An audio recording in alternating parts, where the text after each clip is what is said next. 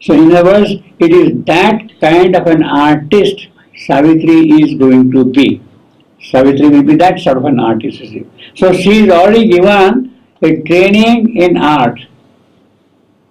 See, he is listing now in this whole passage the various faculties Savitri is going to, her education.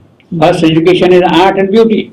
Second education is ethics, the human key to imitate heaven, the harmony of a rich culture's tone, refine the sense and magnify its search, reach, to hear the unheard and glimpse the invisible, and taught the soul to soar beyond things unknown, inspiring life to greaten and break its bounds, aspiring to the immortal's unseen world. So that is what she is going to do. Her ethics, her learning of harmony or music or whatever to call it, it is that which should be acquired by Savitri. What is that ethics? Ethics is basically a harmonious relationship between persons, between objects. Key to imitate heaven, as if heaven is very ethical, means having a very harmonious relationship. It is that which will become a part of Savitri's education. Refined sense, in fact, it is that which will give us the nobility of perception. Refined sense, it is again connected with art and beauty. How do you look at art? You have to have refined perception, psychic opening of seeing things. To hear the unheard, it is up to that point your music faculty should go up. Unheard and glimpse the invisible. Your sight should be able to see the invisible. Leaving earth's safety, daring wings of mind bore her about the trodden fields of thought. Now she is coming to the development of her mental faculties, Savitri. How will be her thoughts? She will have the wings of mind which will dare to go beyond the mental regions. Leaving Earth's safety, she will be no more now confined to the security of earth. She will dare into the unknown. Bore her about the trodden fields of thought, crossing the mystic seas of the beyond. Her faculty of thought will become mystical. She will start having something now deeper in her perception. To live on eagle heights near to the sun. So her thoughts, her ideas will now be in the proximity of the sun itself, not tied to this earth, you see. So the sun is the supramental level. No? Not yet, no. He says near to the sun. Near to the sun. He's very careful, you see. Yeah. yeah. In other words, all the mental faculties are now pitched up to such an extent that you are really going to the highest level possible, you see. Mm-hmm. This is what has happened to thought. Beauty, art, ethics, all these things now. Their wisdom sits on her eternal throne. So it is that kind of wisdom which is sitting on the throne of the eternal which Savitri is going to have. This is the education. This is the education of Savitri. All her life's turns led her to symbol doors, admitting to secret powers that were her kin. Now, all the doors of life, beauty, joy, love, sweetness, valor, power, everything, all activities of life, they have opened door after door to Savitri. And where are they leading? They are leading to the powers. All the doors are taking Savitri to the powers which were her familiar powers.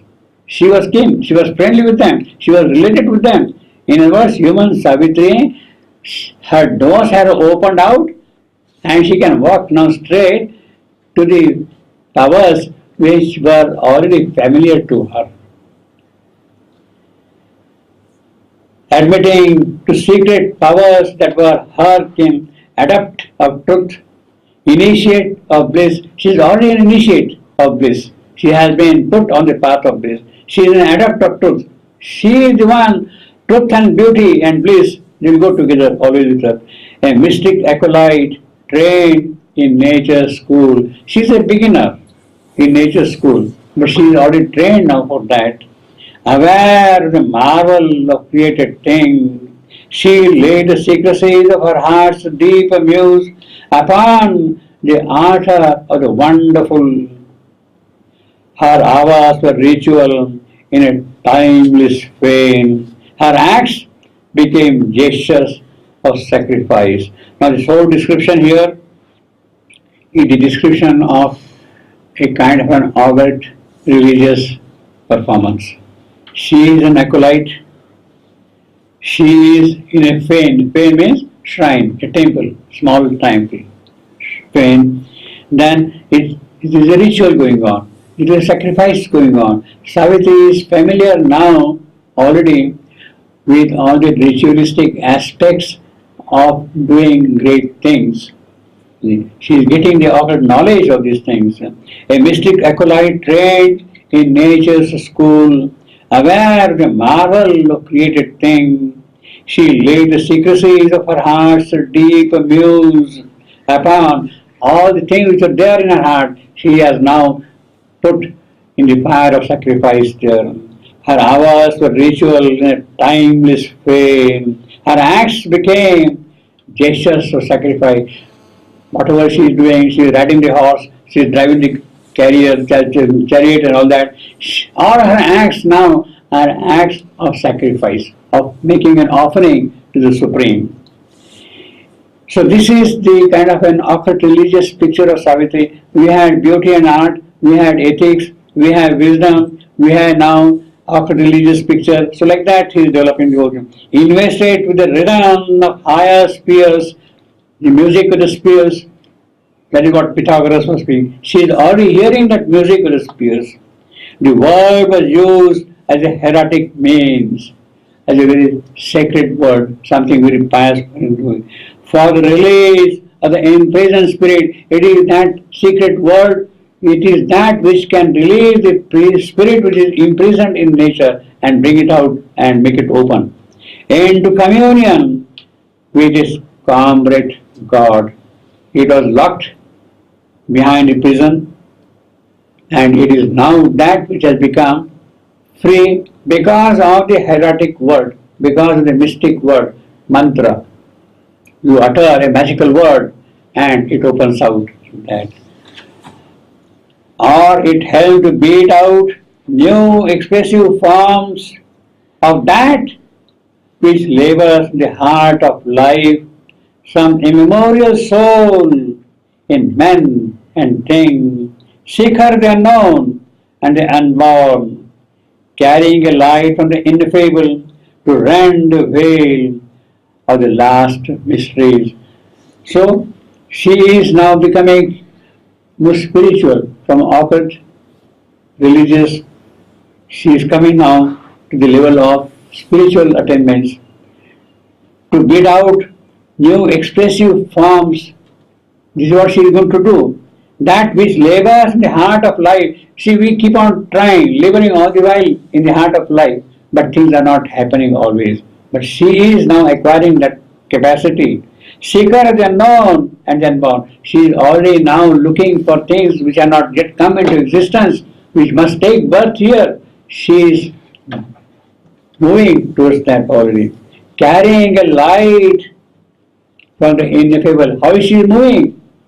She is already in possession of a light coming from the inexpressible, from the ineffable, which cannot be explained. To rend the veil of the last mystery. It is that light which will separate the veil, which will remove the veil and bring her to the world of full light.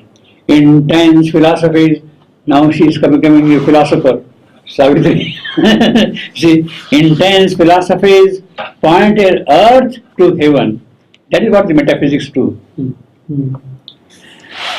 Intense philosophies pointed earth to heaven, or on foundations broad as cosmic space, upraise the earth mind to superhuman heights. This is what the true philosophy should do. The objective of true philosophy should be to raise Earth's mind to superhuman heights. That should be the objective of true philosophy. Raise Earth's mind to superhuman heights. We hardly do that kind of a thing, but Savitri is already in possession of the knowledge, you see, because it is founded on broad cosmic space. Then, overpassing lines that please the outward eyes, we are attracted by superficial things, colors, hues, noises, that kind of thing. But her sight is deeper. But hide the sight of that which lives within. Sculpture and painting, concentrated sense upon an inner vision's motionless worlds, reveal the figure of the invisible, unveil all nature's meaning in a form, or cut into a body the divine. Now, Savitri, from a philosopher, is becoming a sculptor. She is becoming a painter. So these are the faculties she is already acquiring. Of course, he is not telling her that she is doing embroidery, she is doing gardening. She is not telling about that, but she must have done that also, perhaps to say. But here, now she is a sculptor, she is a painter also. And what does the painting do? What does the sculpturing do? It must bring out the invisible shape into form. Behind what you have produced, you should be able to see the real nature of things. See? Unveil all nature's meaning in a form. It is not a statue of a god, it is not a statue of a person, but the thing which is there behind it, it is that which must come out in the painting, in the sculpture. Unveil all nature's meaning in a form, or cut into a body. So you have got a statue of Buddha. Huge big statue of Buddha. It is not just a stone statue, but what does that statue catch in it? What does the artist achieve in it? It is the immutable peace which is always present around him. The moment you look at the statue of Buddha, you feel all around deep peace, luminous peace. It is that kind of caught in a body, the divine.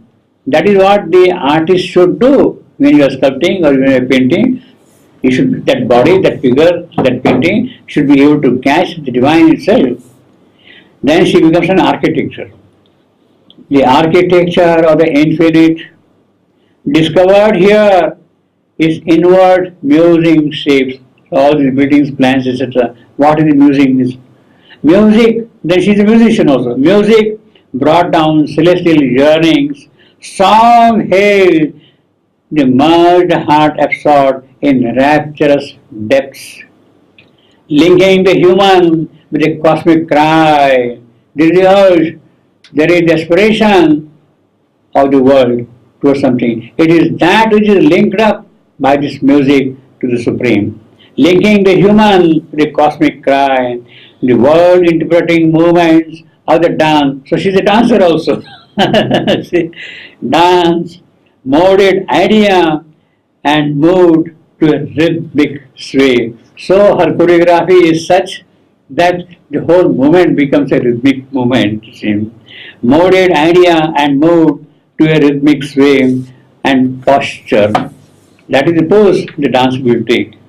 Crafts minute in subtle lines, eternize a swift moments of memory, or showered in the carvings sweep, a cup's design, the underlying patterns of the unseen. Poem, now she's a craftsman, she's a poet also. Poems in largeness cast like moving worlds, and meters surging with the oceans of voice.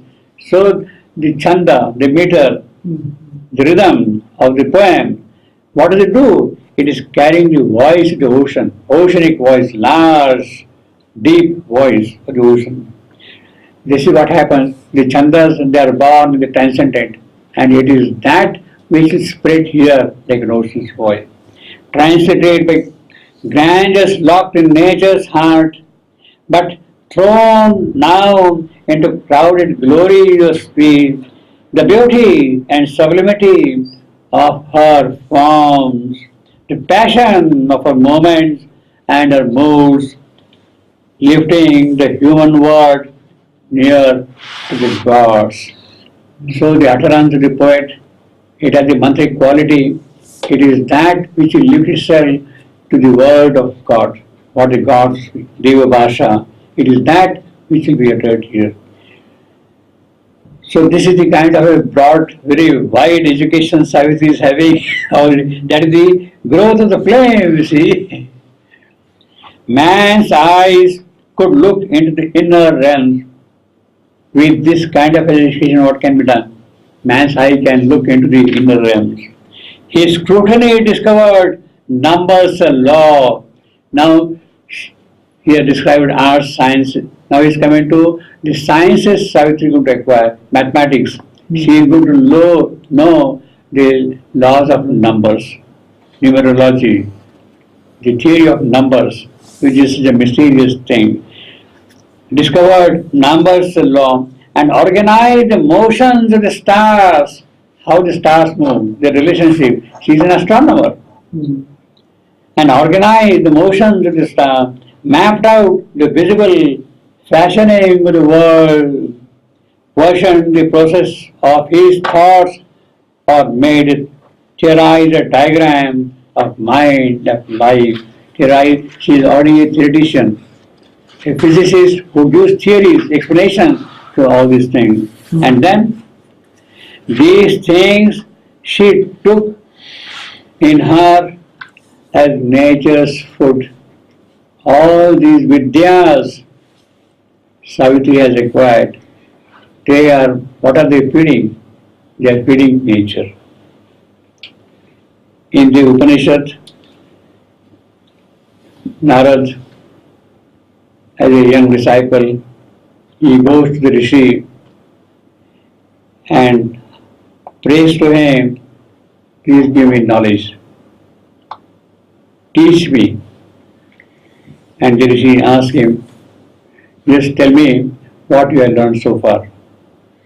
And Narad narrates all these kind of things. Yes, I know this, I know this, I know this, I know how to manipulate the numbers, I know how to treat serpents, I know how to, every kind of detail he gives like that.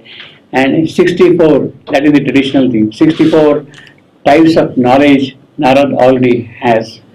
So this is more or less 64, that kind of a thing. And then at that point, the Rishi says, yes, very good, you have learned a lot of things of nature, you have mastery, you have command for all these things. But this is apara vidya. He tells him this is apara vidya. The vidya, the knowledge of the lower nature. All that you are doing here is the knowledge of the lower nature. You have to acquire also the knowledge of the higher nature. The para vidya, that is what the phrase is, the para vidya. And it is that para vidya into which Narad is initiated by the teacher. Now, after acquiring all these apara vidyas, Savitri is poised to enter into the world of true knowledge, para vidya. And that is what we have here in the next few sentences. These things she took as her nature's food, but these alone could fill not her wide self, obviously. Wide self, her Atman. A human seeking limited by its gain. After what is this one? This is a human seeking. It's limited by it. It is apara vidya, gain. To her, they seemed great and early steps. Yes, they are very good, but they are early steps. Hazardous of a young discovering spirit, which saw not yet by its own native light. Yes, you learn all these things, but not by its own native light, by its own true light, by what it is.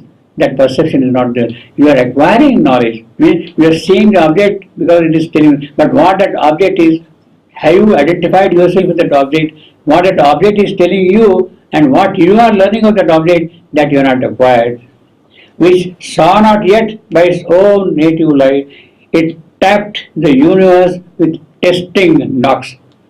Am I there? Am I there? Am I there? It's testing knocks. Or stretched fine to mind's divining rod. It is like a divining rod. Either water here, either water here, either water here. It is that which is now being seen here. Divining rod. A growing out there was to numberless sides. Every side she is going, but not the widest seeing of the soul. It does not have that knowledge by which everything is known. Give me that knowledge by which I know everything. I don't want to know this, but that by which each thing is known. But not the widest seeing of the soul, not yet the vast, direct, immediate touch. This is her yearning. By simply touching it, I should know what it is. By simply looking at it, seeing it, by hearing it, I should know what it is. Not yet the vast, direct, immediate touch. Not yet the art and wisdom of the gods. That is what the gods have. By simply looking at it, by seeing it, they know what it is immediately. So that is not there yet with Savitri. A boundless knowledge greater than man's thought, all these arts, all these crafts which I acquired is okay, but that is not enough. A boundless knowledge greater than man's thought, a happiness too high for heart and sin, locked in the world and yearning for relief, she felt in her, yes, there is something locked in them, I must feel that. Waiting as yet for form, it asks for objects around which to grow, and nature strong to bear without recoil the splendor of her native royalty, her greatness and the sweetness and her bliss. It is that she is acquiring, she is longing for. Her might to possess and her vast power to love are made a stepping stone. All these things are stepping stone. To what? To conquer heaven. You have built up the temple tower. The staircase is there, up. For what? To climb up to heaven. The soul saw beyond heaven's limiting boundaries. Even beyond heaven, the soul is trying to see. Met a great light from the unknowable. When you go beyond that, then perhaps you also see the unknowable giving its light to it. And dreamed of a transcendent actions sphere. Aware of the universal self, so Savitri is already aware of the cosmic being, of the cosmic self. In all, everywhere. This is Upanishadic experience of Savitri. She has identified with every creature, and everywhere he is present, it is self, everywhere. She turned to living hearts and human forms, because there are all these human hearts and human forms. She has identified herself with them.